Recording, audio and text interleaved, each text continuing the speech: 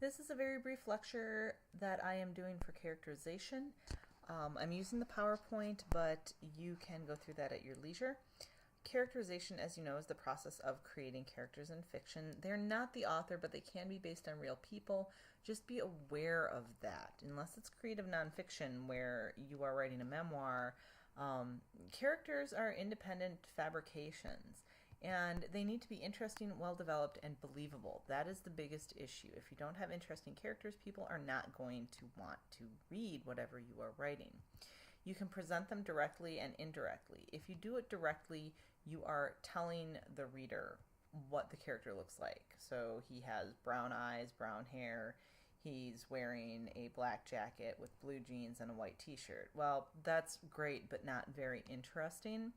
So we prefer in creative writing to do indirect presentation, where the author shows the character, what they do and say, and how they think, and how they interact with other characters. So a showing versus telling would be something where you set up the scene like this. He entered the room and his black eyes darted around. He put his hands in his pocket and looked shifty, unsure whether or not he should enter the room. His dark brown hair was falling over his eyes, and he didn't make eye contact with anyone. In that case, you're kind of basically saying this is what the guy looks like, but you're not saying he has dark hair and dark eyes, which is very boring. The indirect presentation is much more engaging to readers. So flat characters, those are when they are undeveloped, okay, not enough is shown.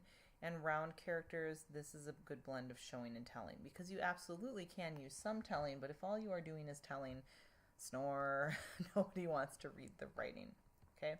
Basic character types: primary, protagonists, and antagonists. The protagonist is what you commonly think of as the hero, okay, down here when you see that, the good guy, as you will, but you know, good is a relative term. And you often can have more than one protagonist if you've got a longer work of fiction. If you think of any of the Shakespeare plays, there are usually two stories going on at the same time, so there are multiple protagonists, and very frequently you have multiple antagonists and bad guy, bad being relative. They are opposing the protagonist and trying to thwart them at every turn. They can be a person, or, for example, with Jack London novels, nature can be an antagonist, because Jack London liked to write about people who were fighting nature or trying to somehow survive nature, and kind of personified nature as a brutal, vicious thing. Very time period mentality there. When you develop your characters here, they change through the course of the story. You want your characters to change and grow and develop.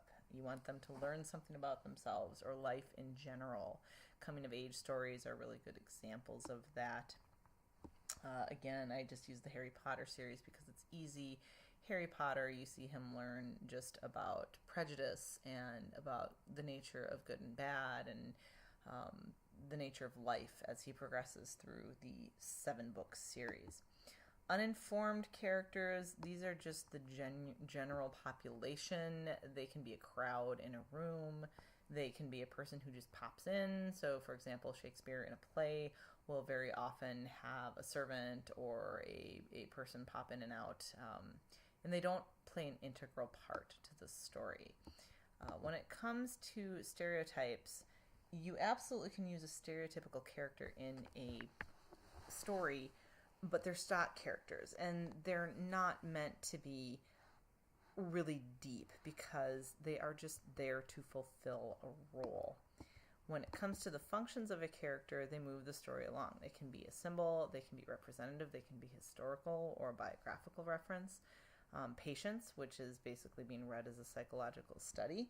So what function your character has everything to do with what you are trying to promote in your story. How do you create a good character? That is the assignment. You answer those questions that I give you, and that's how you create this round person. And not every detail you create about that character will come out in the story, but it gives a sense of person. As always, if you have any questions, just give me an email, and good luck with your character assignment.